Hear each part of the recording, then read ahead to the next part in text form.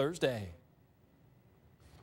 Zach, thank you very much. As we continue our coverage of Governor Perry's indictment, we do want to talk more about what this means for his possible 2016 presidential run and just the issue in general. Dr. Brian Smith from St. Edward's University, kind enough to join us again. I know you were here late Friday, now you're here early Monday, so we appreciate it. And to start things off, just let's recap where we are, and also since we've last spoken to you, the governor has addressed this whole thing. Right. On Friday night, it came down. We didn't know what the governor was going to do. Now it's Monday morning. We know he's going to fight it, and he's going to fight it hard. He already went out on the talk show circuit. He's recruiting support. He's running his own spin game, so he's really going to fight this one. Standing by his decision, almost trying to take it in, if possible, into a positive, which is so tough to do. He is spinning it to the Republican base that he is the victim here, and he is not the guilty party, and it's part of the Texas Democratic conspiracy against him.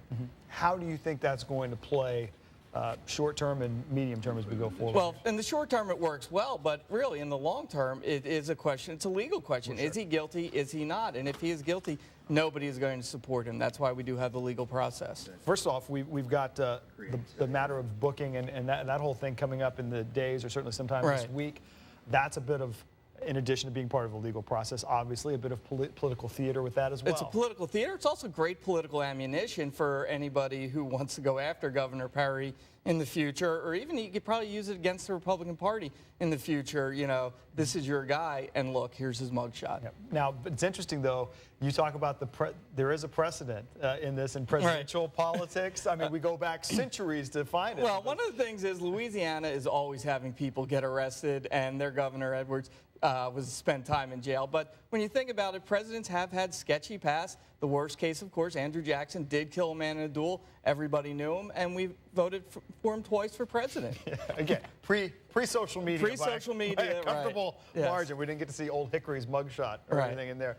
There was one. But again, this is something that we'll be following as we go. And in the meantime, and we certainly saw this from Friday evening on, just the partisan lines drawn and the response. That's fascinating to watch, although not surprising. Right. I mean, we are in an era of hyper-partisanship, and an issue like this really does show those differences, where the Democrats are saying, listen, he's guilty, make him resign. Republicans are saying, no, no, no. And there's no gray area. There's no middle ground where people are saying, you know what, we have a legal process in place. Let's see how it plays out. You're not hearing any of that. It's either he's as guilty as ever or that he's just the victim. At one point you were making, Dr. Smith, about the point of resignation is that he really has a very short time in office left. Right. I mean, that's the thing. Love or dislike President or Governor Perry, he is gone. He is not coming back. In January, he is resigning. He's retiring. Right now, the legislature is not in session. There's not a lot he can do. So it's not like it's in the first year of his term where people might say, you know what, for the good of the state, move on. No, he's done. We are finished with Governor Perry.